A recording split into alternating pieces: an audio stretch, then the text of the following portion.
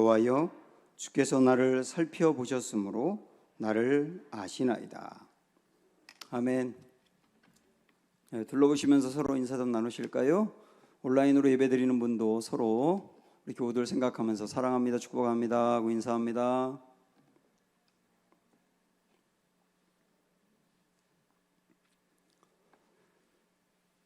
네, 말씀은 우리의 기도의 기초가 됩니다. 내가 말씀을 통해서 들은 것을 가지고 하나님 앞에 나아가서 기도할 때 그 기도가 생명이 있어요. 이 기도를 말씀 기도라 한다, 그렇게 말씀을 드렸죠. 우리 금요기도 시간에 말씀 기도를 계속 하려고 하는데 시편 139편의 말씀을 가지고 한 절씩, 어떤 때는 물론 두세 절도 이렇게 보겠습니다만은 그 말씀을 가지고 기도를 하는 시간을 갖도록 하겠습니다. 하나님은 우리를 창조하셨는데 우리를 써먹기 위해서 창조한 게 아니에요. 하나님은 우리와 사랑하고 교제하기 위해서 창조하셨습니다. 그래서 우리의 영혼이 하나님의 사랑을 받고, 그리고 하나님을 사랑하고, 그리고 하나님과 교제할 때 안식을 누리게 돼 있어요. 다른 어떤 것으로 우리의 영혼이 안식을 누리는 게 아니라 주님을 사랑하고 교제할 때입니다. 우리는 그러도록 창조가 되었기 때문에 우리는 하나님을 찾을 수 있고 또 하나님의 음성을 들을 수가 있어요. 하나님을 찾고 하나님의 말씀을 우리가 들을 수 있다고요. 그럴 능력이 우리에게 있습니다. 어떻게 하나님의 음성을 들을 수 있는가? 가장 확실한 방법은 성경을 통해서입니다. 성경을 통해서 하나님은 우리에게 말씀하시고 우리는 성경을 통하여 하나님의 말씀을 듣습니다. 이 성경을 특별히 여러분이 묵상을 할 때 성령님이 이 말씀 중에 우리에게 하나님의 말씀을 들려주시는 거예요. 이스라엘 백성들은 하나님을 만나기 위해서 지성소로 갔지 않습니까? 거기서 만났죠. 모세는 출애굽기 33장에 보면 하나님과 대면하고 하나님과 친구같이 교제하기 위해서 항상 회막에 갔다 그랬어요. 그러면 우리에게 지금 지성소와 회막은 어딜까요? 우리에게 지성소와 회막은 하나님을 만나고 하나님의 말씀을 듣고 하나님과 교제하는 곳은 삼위의 하나님, 하나님과 그의 아들 예수님과 하나님의 영이신 성령이 계신 내 안이에요. 내 마음이 이스라엘 백성들이 하나님을 만나고 교제했던 지성소와 회막 같은 곳이라고요. 그래서 내 마음에서 하나님을 만나고 내 마음으로 하나님께 기도하고 또 하나님의 말씀을 듣는 겁니다. 그러면 이게 이제 굉장히 중요하기 때문에 제가 139편의 말씀을 이렇게 한 절 한 절 이렇게 또 때로는 몇 절 이렇게 보면서 간간히 이 말씀을 좀 잘 묵상하고 그리고 이 말씀을 통하여 하나님과 잘 교제할 수 있는 이론적인 내용들도 곁들여서 말씀을 드리려고 합니다. 그런 측면에서 우리가 하나님의 말씀을 듣는 데 있어서 어떻게 하면 잘 들을 수 있을까? 말씀 묵상의 기본적인 내용들 몇 가지 오늘 여러분에게 이론적으로 먼저 말씀을 드릴 테니까 한번 잘 들어보세요. 하나님의 말씀을 묵상할 때, 우리가 말씀 묵상을 할 때는 성경에 관한 것이 아니고 성경 자체를 묵상하셔야 됩니다. 성경에 관한 것이라고 하는 것은 성경을 해석한 글이라든지, 그리고 저같이 성경을 가지고 설교한 내용을 갖고 묵상하는 게 아니라 성경 자체를 묵상을 하는 거라고요. 이 안에 있는 말씀을 가지고 묵상하는 거예요. 설교도 그렇고 이 성경을 해석한 것도 그렇고 해석하거나 설교하는 그 사람이 들은 말씀이거든요. 그 사람이 들은 말씀을 갖고 내가 묵상할 필요는 없고 성경에서 하나님이 내게 말씀하시는 것을 내가 묵상을 해야 된다고요. 그래서 묵상은 성경을 가지고 하는 겁니다. 그래서 우리도 성경을 가지고 하려고 합니다. 또한 묵상의 유일한 대상은 하나님이에요. 하나님을 묵상의 대상으로 삼아야 합니다. 묵상할 때 여러분 잘 기억할 것은 뭐냐면 묵상할 때 하나님은 말씀을 통해서 당신을 우리에게 드러내세요. 드러내신다는 말은 보여준다는 거거든요. 우리가 말씀을 묵상할 때 하나님은 하나님이 누구신지 그리고 하나님이 어떤 분이신지를 우리에게 이렇게 보여줍니다. 그래서 여러분이 하나님을 아는 가장 확실한 길 중에 하나는 말씀을 묵상하는 거예요. 기독교 묵상하고 기독교 외의 다른 묵상하고를 이렇게 비교를 해보면 다른 묵상은 대상이 자기 자신입니다. 자기 자신을 두고 묵상을 하는 거예요. 그래서 이들은 묵상을 하면 할수록 어떻게 되느냐면 자신의 참된 모습을 찾는 데 주력을 해요. 자신의 참된 모습. 근데 기독교 묵상은 대상이 자기 자신이 아닙니다. 기독교 묵상은 대상은 오직 하나님밖에 없어요. 그래서 하나님을 대상으로 묵상하면 하나님을 찾고 하나님을 더 알게 되어 있습니다. 그리고 하나님으로 부요해지게 되어 있어요. 그게 바로 기독교의 묵상하고 기독교 외의 다른 묵상하고 차이라고 할 수 있습니다. 좀 구체적으로 말씀을 드리면 하나님만 묵상한다라고 하는 것은 하나님의 속성, 하나님의 성품 그런 것을 묵상을 하는 겁니다.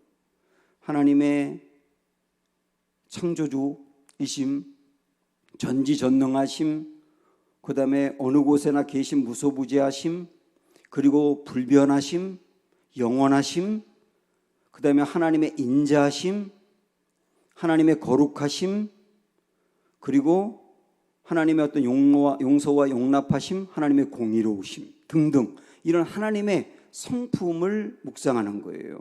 그게 바로 하나님을 묵상한다는 겁니다. 또한 묵상은 하나님으로부터 무엇인가를 얻어내려고 하는 목적으로 하는 게 아니라 그냥 하나님과 친밀하게 교제하는 거예요. 자칫 잘못하면 오늘 내가 지금 마음이 너무 힘든데 그리고 내가 지금 풀어야 될 문제가 있는데 뭔가 해답을 얻어야 되는데 오늘 말씀 묵상을 통해서 해답을 얻어야지 이렇게 접근할 필요가 없어요. 그냥 하나님 앞에 내가 대면에 서는 시간이에요.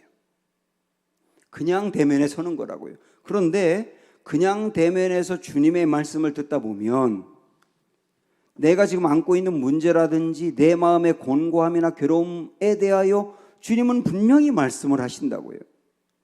설교자들이, 저 같은 설교자들이 이제 큐티를 하거나 말씀 묵상을 할 때 이 말씀 묵상을 통해서 설교의 거리를 얻어야지 이런 목적으로 할 가능성이 많아요.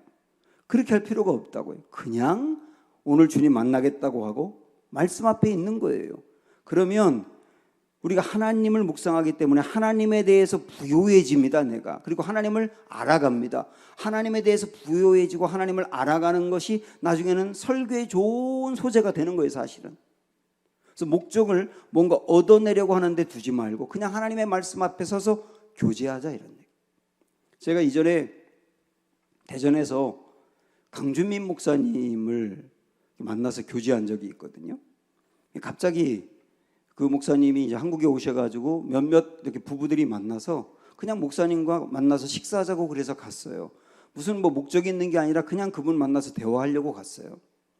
근데 대화하다 보니까 그분을 만나러 갈 때 내가 오늘 이 문제에 대해서 꼭 물어봐야지, 이 의견에 대해서 어떻게 생각하는지 알아봐야지, 뭐 이렇게 생각을 안 하고 그냥 그분과 만나 대화하려고 갔다고요. 근데 대화를 하다 보니까 그분 안에 있는 깊고 깊은 그 하나님에 대해서 그리고 그분이 그동안에 경험한 거에 대해서 이렇게 풀어냅니다. 그냥 그래서 그냥 무슨 목적이 있는 게 아니라 그냥 대화 중에 풀어내는데 제 안에 제가 안고 있는 문제나 고민이라든지 이런 부분에 대해서 그냥 자연히 해소가 되는 것을 느낄 수 있었어요. 저는 그 경험을 하면서 하나님 앞에 묵상한다는 것이 그런 거다. 그냥 주님 앞에 그냥 대면에 있는 거다. 그러나 그것으로 충분히 풀어진다. 이렇게 볼 수 있는 거거든요. 그래서 사실 우리가 말씀 묵상도 그렇고 기도도 그렇고 우리가 초점이 필요 중심으로 갈 가능성이 있어요. 필요 중심. 내가 이걸 해결해야지. 그 다음에 내가 오늘 이 기도를 통하여 이 부분에 대해서 응답을 들어야지. 뭐 그렇게 필요 중심으로 갈 수가 있는데 필요 중심으로 가는 영성이 아니고 교제 중심으로 가는 영성이 되는 게 좋습니다. 그러니까 뭔가 이걸 위해서 얻어내야 되겠다가 아니라 그냥 교제하는 거예요, 주님과. 그것으로 충분하다는 거예요. 제가 이전에도 말씀 묵상에 대해서 설교하면서 이제 그런 예를 든 적이 있어요. 서승동 목사님이라고 이 큐티에 대해서 책을 써낸 분이 있는데 그분의 이제 책을 읽어봤더니 이런 얘기가 있더라고요. 그분이 나중에 이제 뒤늦게 목회를 해서 목회가 처음에 굉장히 어려웠답니다. 그래서 먹고 사는 것도 뭐 쉽지 않고 그래서 시골 그 충청남도 홍성에 부모님이 사셨는데 그 어머니가 항상 이렇게 전화해가지고 쌀 가지러 오라고. 그럼 가서 쌀 가지고 와서 그거 갖고 먹고 그러면서 이제 간간히 이렇게 살 때였다는 거예요. 그런데 쌀이 꼭 떨어질 때가 되면 어머니가 꼭 전화하더라는 거예요. 쌀 가지러 오라고. 그래서 집에 가가지고 그 어머니한테 엄마, 내가 쌀 떨어질 때 되면 어떻게 알고 그렇게 전화를 해요? 그랬더니 엄마가 이제 웃으면서 농담으로 하는 소리가 항상 내 마음에는 우리 아들이 있으니까 그렇게 얘기를 하더라는 거예요. 그러면서 그 집에 가서 쌀 가지러 오라고 그래서 갔지만 거기서 식사를 하면서 어머니와 대화하고 그 다음에 어머니와 함께 누워있기도 하고 그리고 교제하다가 올라오면 엄마가 그렇게 좋아하더라는 거예요.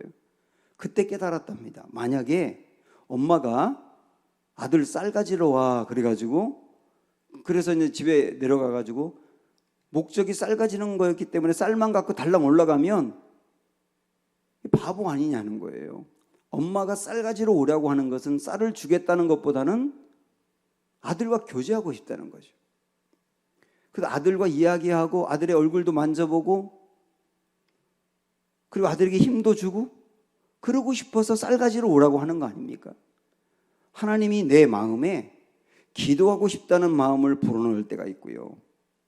그 다음에 하나님과 뭔가 가까이 있고 싶다. 내가 말씀을 좀 보고 싶다. 말씀을 묵상하고 싶다. 이런 마음이 들 때는 하나님이 우리를 쌀 가지러 오라고 부르는 것 같이 부르는 거거든요. 그때 우리가 하나님 앞에 나아가서 주님 제가 원하는 게 쌀이니까 쌀만 주세요. 그러면 바보라는 거죠. 주님이 우리를 그렇게 부르는 것은 그렇게 부름으로 말미암아 원하는 건 뭐냐면 교제라는 거예요. 아들인 우리, 딸인 우리를 주님 만나고 싶다는 거죠. 그래서 큐티의 자리, 말씀 묵상의 자리로 나아가는 것도 그 교제를 하는 시간인 거예요. 근데 교제를 하다 보면 아들 만지고 싶어서 오라 그랬는데 그 아들이 올라갈 때 쌀을 주는 것처럼 그렇게 내 안에 필요했던 거, 내 안에 채우고자 했던 것들도 채워지는 게 말씀 묵상인 거라시거죠. 이게 하나님과의 교제라고 하는 겁니다. 이런 마음으로 큐티를 해요. 다시 한번 말씀드려요. 그냥 주님 앞에 서는 거예요. 그냥. 또 하나 말씀 묵상하면서 꼭 우리 마음에 새겨야 될 게 뭐냐면 말씀 묵상은 하나님을 묵상하는 거라 그러잖아요. 하나님을 묵상하는 겁니다. 근데 하나님을 묵상하면서 꼭 연결해야 될 것이 뭐냐면 나를 바라봐야 되는데 나를 바라봐야 된다고요. 근데 반드시 나를 바라보되 하나님과 연관된 나를 바라보셔야 돼요. 하나님과 연관된 나를 바라보셔야 된다고요. 나라고 하는 존재가 누구냐? 나라고 하는 존재는 하나님의 아들인 예수님께서 십자가의 희생을 통하여 우리를 하나님의 양자 삼아 하나님의 아들과 딸로 삼아 주신 그 사람이거든요. 그게 하나님과 연관된 나를 보는 겁니다.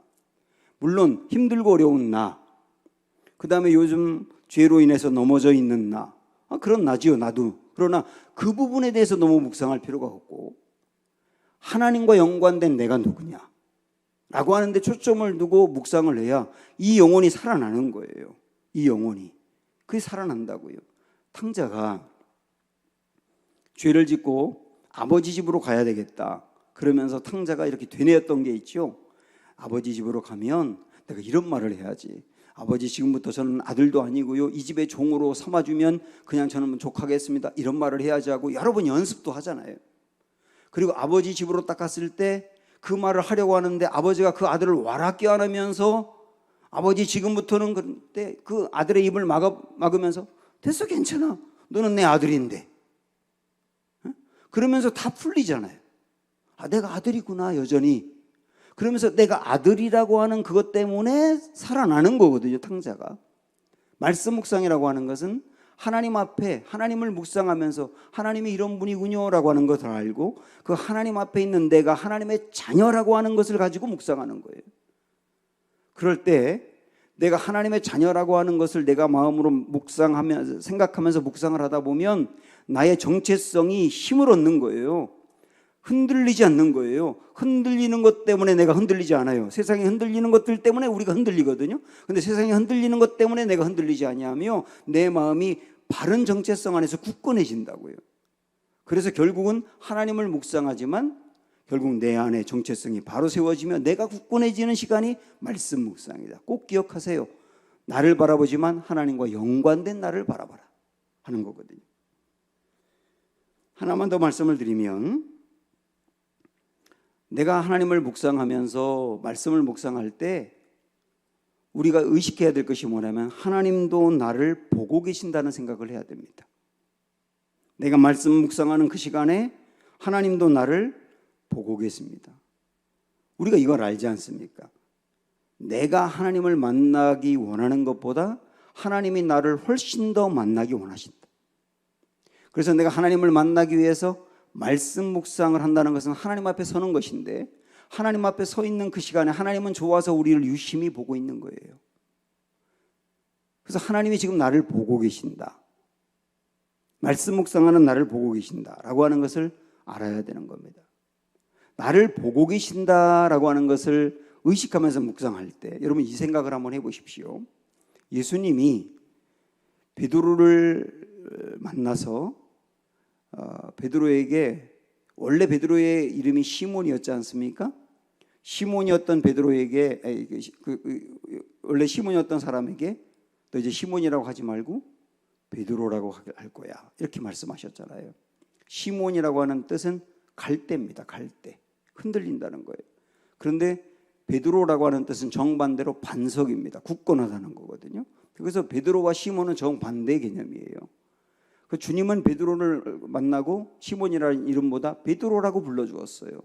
그런데 여러분 아시는 것처럼 시몬은 그 베드로는 예수님이 베드로라고 이름을 바꿔준 다음에도 계속 갈대였습니다. 그렇잖아요. 사실은 계속 시몬이었다고요. 계속 흔들리잖아요. 여러 번 흔들리죠.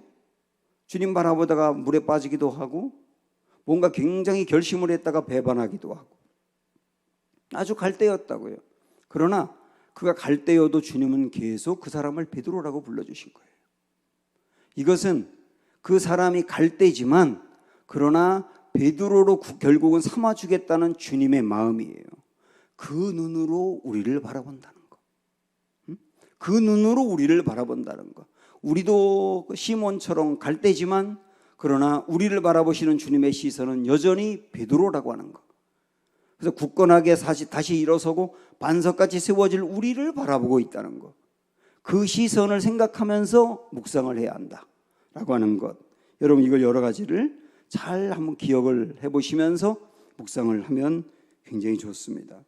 이렇게 이제 생각을 하시면서 139편 1절을 우리가 보겠는데 이 다윗의 시죠. 139편은 다윗은 시편을 처음 시작할 때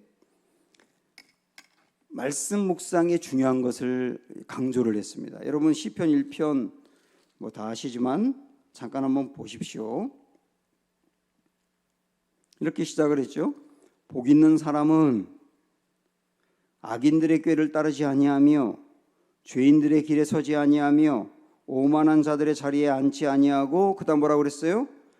오직 여호와의 율법, 여기서 말하는 율법은 말씀입니다. 여호와의 말씀을 즐거워하며 주야로 그 말씀을 묵상하는도다.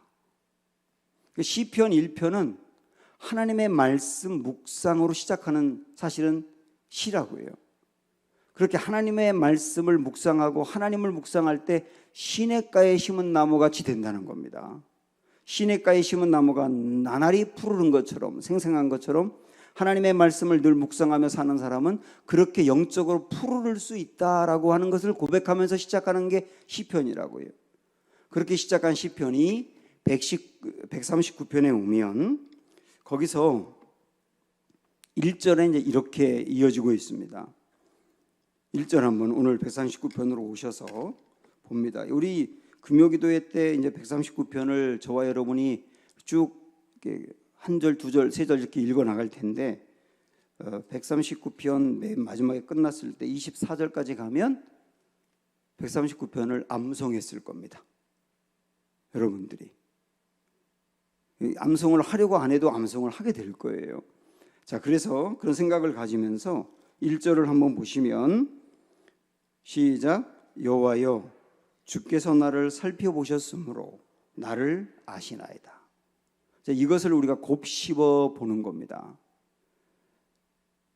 주께서 나를 아신다. 일단 그랬지 않습니까? 나를 아신다. 그냥 지나가지 말고 나를 아신다는 것을 생각을 해보세요. 나를 아시는 주님을 생각을 해보는 거예요.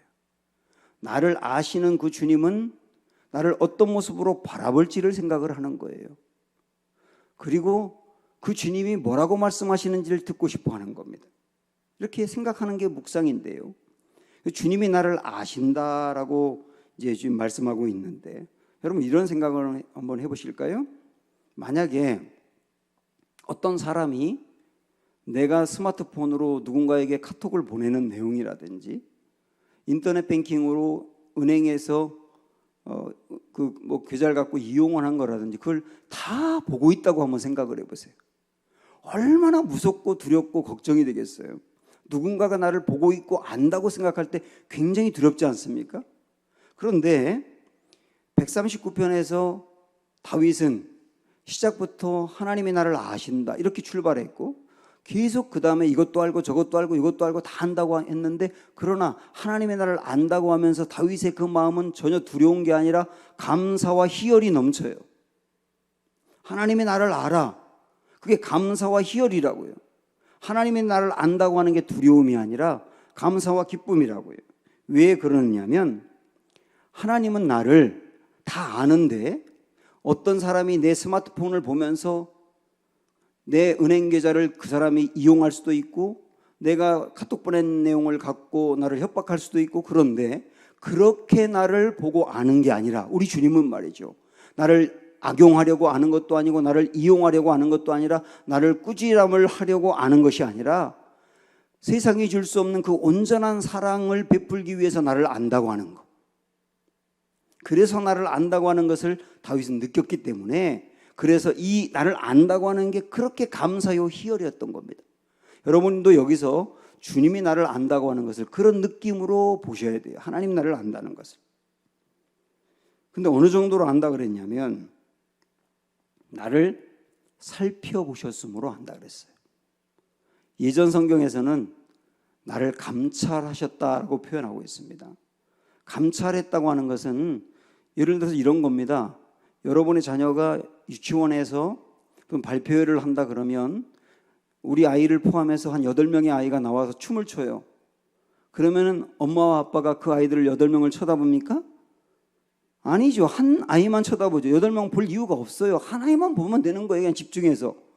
그 나중에 들어보니까 8명이 나왔다는 걸 몰랐어요. 한 아이만 보였기 때문에 그게 감찰하는 거고 그게 살펴보는 거란 말이에요. 유심히 바라보고 주목해서 바라보고 신경 써서 바라보는 거거든요. 그렇게 주님은 나를 바라보심으로 안다는 거예요. 그렇게 나를 안다. 나를 판단하려고 나를 유심히 바라보는 게 아니라 나를 더 온전히 사랑하려고 그렇게 바라본다는 거. 그걸 알았을 때 감사와 희열이었단 말이죠. 그래서 오늘 우리는 이 주님을 1절의 말씀을 가지고 잠깐 이 시간에 저와 여러분이 묵상을 합니다. 금요기도 시간 앞으로 묵상하는 시간을 실제 가질 거예요. 그러면서 우리가 큐티를 배워가고 그리고 말씀 묵상이 얼마나 귀한지를 느껴가며 경험해 갈 겁니다. 이 시간에 반주 좀 어떻게 해주시고 묵상을 하는데 음악을 저 방송실에 틀으세요. 구설이 집사님도 묵상을 해야 되니까 하시고, 여러분이 이 시간에 1절 가지고 묵상을 하는데 1절을 읽어보고 또 읽어보면서 하나님은 어떤 분인가, 하나님이 지금 나에게 뭐라고 말씀하시는가, 그걸 묵상하며 들으시기 바라고, 묵상할 때는 하나님과 연관된 나가 누군가, 그걸 꼭 이렇게 이어서 하나님을 묵상을 해보세요.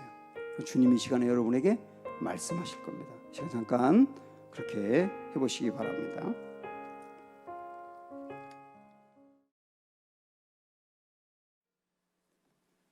제가 몇 년 전에 이 시편 139편을 매일 한 절씩 묵상을 했던 적이 있습니다. 한 절 묵상인데, 그리고 그것을 제 마음에 오늘 깨달음과 그 감동을 매일매일 컴퓨터 안에 저장을 해서 인쇄를 또 해서 파일로 만들었었거든요. 근데 제가 설교 준비를 하다가 맞아, 옛날에 그거 했던 거 있는데 한번 참고해야지 하고 찾는데 아무리 찾아도 없어요. 컴퓨터 안에도 없고 또 파일도 없고. 가만히 생각을 하니까 몇 달 전에 우리 옥회실에서 제 방 그 옛날 그 자료들 다 버린 적이 있죠. 그때 이거 다 버렸더라고요. 그래서 이게 옛날 건 다 버리고 그러자 하고 버렸던 기억이 나는데, 그러면서 불현듯 제게 하나님이 주는 생각이 뭐냐면, 옛날에 그 묵상하면서 만났던 그 하나님이 아니라 오늘 지금 이 말씀을 갖고 또다시 찾아와서 말씀하시고 만나주시는 그 하나님을 알길 원하시는 거였구나 하는 것을 깨닫게 됐는데, 제가 이 1절을 갖고 묵상을 하면서 제 마음에 다가오는 하나님은 누구냐면, 나보다 나를 더 잘 아시는 하나님이었어요. 제가 그래서 아까 여러분 불렀던 시편 139편이라고 하는 찬양을 부르라고 전사님한테 얘기했던 거거든요. 나보다 나를 더 잘 아시는 하나님, 제가 이 1절을 통해서 만난 하나님이에요. 그러면서 묵상 중에 베드로 생각이 났습니다. 주님이 베드로와 대화하면서 너희가 나를 팔 거라고, 버릴 거라고 그렇게 얘기를 하니까 베드로가 뭐라고 말했냐면, 절대 그런 일 없다고, 저는 감옥에도 함께 가고 죽는데도 동참하겠다고 그랬거든요. 여기서 베드로는 자기 자신이 주님을 위해서라면 옥에도 같이 갇히고 죽는데도 함께 나아갈 수 있다고 확신했어요. 이게 베드로가 자기 자신을 그렇게 생각을 했다고요. 그런데 우리 예수님이 너 그렇지 않아, 너 나를 버리게 될 거야 라고 말씀하면서, 그러나 내가 너를 위해서 기도했다. 기도했다는 것은 뭐냐면, 나를 버리고 난 뒤에 절망해서 주님을 떠나지 않도록 기도했다는 거예요. 그러면서 그때도 돌이켜 형제들을 다시 일으켜 세워라. 그래서 미리 말씀을 주셨어요. 이 말씀을 가만히 생각을 하니까 예수님은 베드로보다 베드로를 잘 아셨던 거예요. 베드로는 자기는 절대 주님을 버리지 않을 거라고 생각했지만 예수님은 베드로가 어떠할지를 아셨다고요. 정말 주님은 베드로보다 베드로를 더 잘 아셨구나. 아시는 것으로 끝난 게 아니라 넘어질 그를 위하여 미리 기도하시고, 그 다음에 넘어졌을 때 말씀이 생각나 일어나도록 말씀을 주신 분이었구나. 그리고 저의 인생도 생각을 해보면, 저도 굳건하게 결심할 때가 있었고, 나는 뭐 이런 경우 끄떡없을 거라고 했지만 넘어졌던 적이 많았는데, 그럴 때도 주님은 설교 준비하면서 자격이 없는 저에게 말씀으로 은혜를 받게 해서 다시 일어나게 하고 하더라고요. 정말 주님은 내가 넘어질 것도 아시지만, 그러나 넘어진 이후에 일어설 것도 일어서도록 미리 말씀을 주는 분이구나 하는 것들이 제게 많이 다가오게 되었고, 그러면서 주님이 저를 안다고 하는 게 굉장히 위로가 되고 힘이 되었고, 미리 주는 말씀이 이렇게 중요한 거구나 하는 것도 깨닫게 되었습니다. 아마도 여러분도 지금 이 말씀을 대략 10분도 안 되긴 했지만 이 말씀을 이렇게 묵상을 하면서 하나님이 나를 아신다고 하는 게 지금 나에게 어떤 말씀으로 다가왔는지 이렇게 들었을 거예요. 그 말씀을 딱 붙드십시오. 그게 하나님의 말씀입니다. 그게 여러분을 만나주신 하나님의 은혜라고요. 그 말씀 지금 꼭 필요해서 내게 주셨으니 그렇게 붙들고 나면 말씀이 살아있고 말씀이 운동력이 있고 말씀이 지금도 생생하다는 것을 깨닫게 될 겁니다. 앞으로 이렇게 계속 이 깨달은 말씀을 갖고 기도하는 시간을 가지려고 합니다. 우리 시간에 한번 찬양을 한 다음에 지금 여러분이 만난 하나님, 여러분에게 말씀하신 그 하나님에 대해서 이제 생각을 하시면서 기도를 한번 하도록 하지요. 먼저 우리 찬양을 하겠습니다. 나를 지으신 주님,